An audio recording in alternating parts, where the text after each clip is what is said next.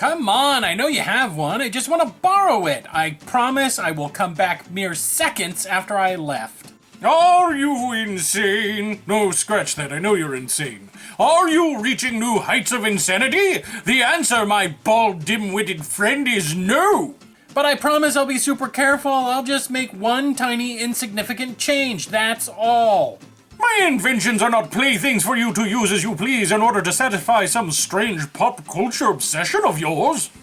Hey, what's going on? Why is Nerdlinger and Professor Calculus fighting? I have no idea. I just got here. Jason wants to use the professor's time machine to change something in the past. Yeah, and the stingy son of a bitch won't let me do it. We already have enough trouble with one missing time machine. Why compound matters with whatever awful changes you could make to the timeline? But it'll be just one tiny inconsequential change. With time travel, there is no such thing as inconsequential change. In fact, all changes are the very definition of consequential. What change do you want to make, Jason? Kill Hitler? Stop 9/11? Foil Lincoln's assassination? Nothing big. I just want to go back in time and stop Joel Hodgson from attempting to bring back Mystery Science Theater 3000. There are times when I just want to give you a big slap, you know that?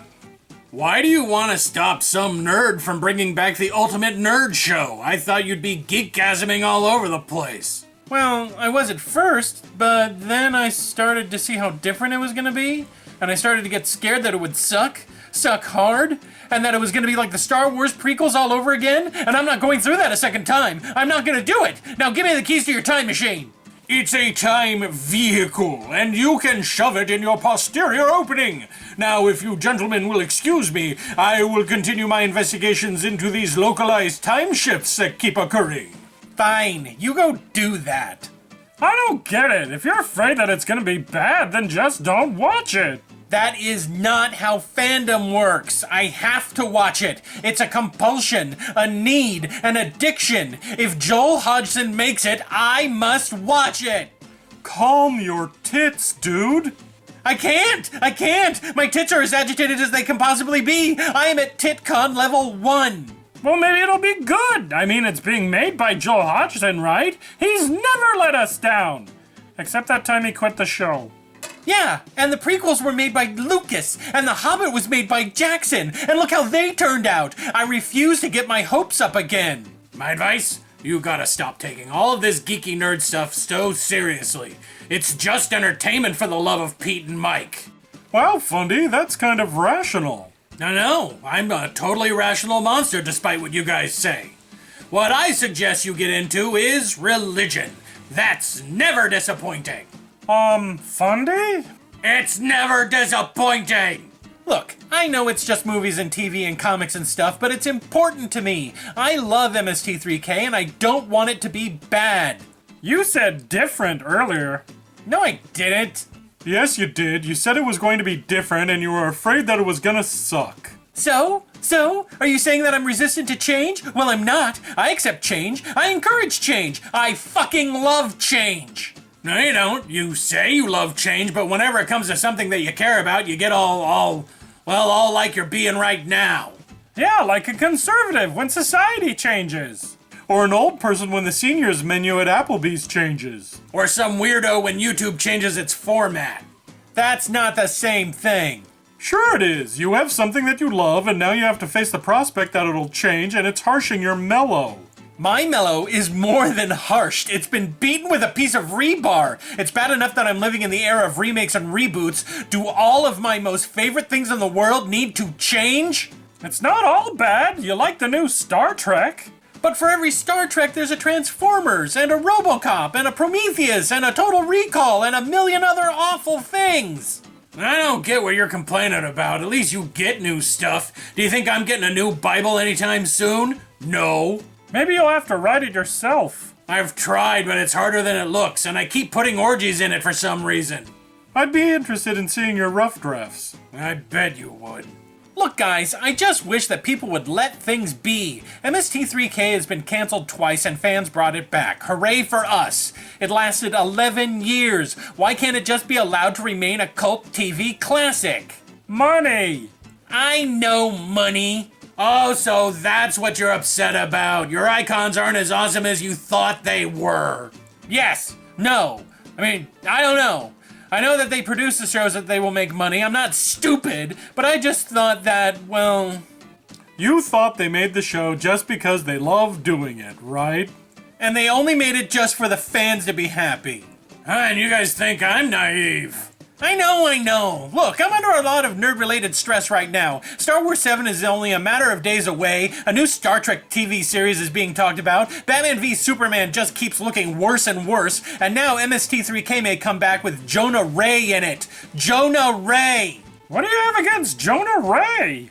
Nothing! Everything! I don't know! He's not Mike or Joel!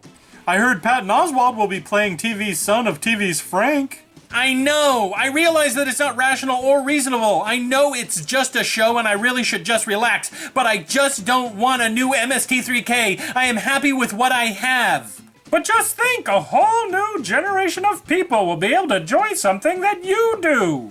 Oh, swell. There are already Joel versus Mike camps, old Crow versus different Crow camps. Now there'll be original run and new run camps. I can already hear the internet arguments.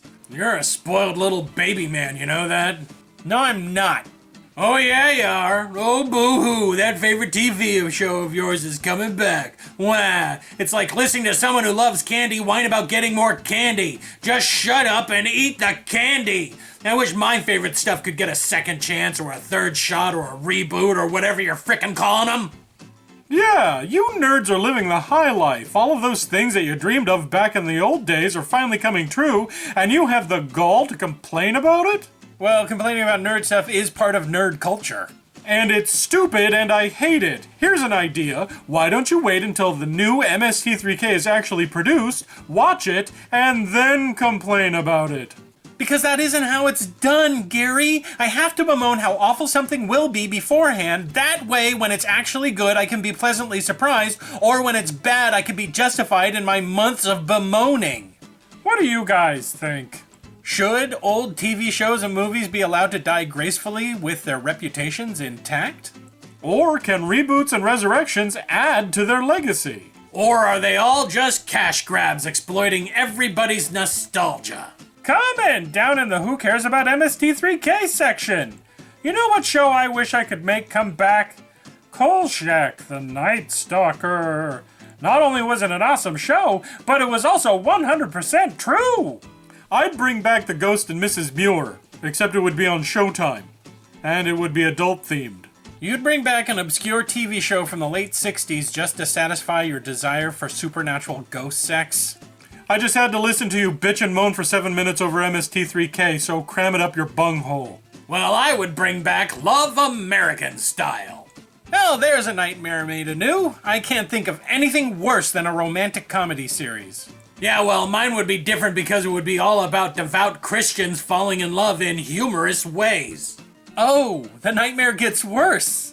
And it would have all the big stars on it like Donny Osmond, Ruth Buzzy, and Robert Vaughn. Well, thanks, Fundy. You're welcome. Wait, why? You've shown me that there are more awful things that could happen than a reboot of one of my favorite shows. What do you think, sirs?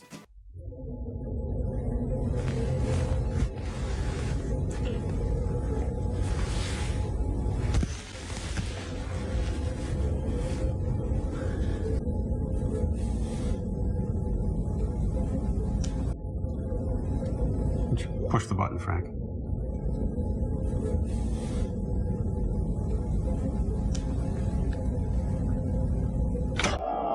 Oh, hello, Trudeau here with even more suggestions for what you could have done instead of watching YouTube. Illiterate Atheist says, instead of watching YouTube, I could have been fulfilling my plan to rid the world of the most horrid beast that ever lived, the turducken. I mean, really, have you seen that monstrosity? I have been able to save my family from its horrible taste, but... No, wait. That can't be. No, not the pie cakin'. It's too late. Run for your lives. They've distorted it all. Oh, the carnage. Cousin Jeff just fell into a diabetic coma. Uncle Earl, step back. It's not a real dessert. Oh, poor illiterate atheist. Destroyed by hybridized foods at Thanksgiving time. Someone should have told him that the turducken is not much more than a big greasy mess of a meal. It's what happens when you just keep stuffing animals inside of animals. I mean, the turducken is kind of like the old lady who swallowed the fly kind of meal. And the less said about the pie cakin', the better. And I'm serious, because once people figure out you can stuff a pie inside of a cake, God knows what they're going to try to stuff the cake into. Probably a Jell-O mold. Oh, I said too much!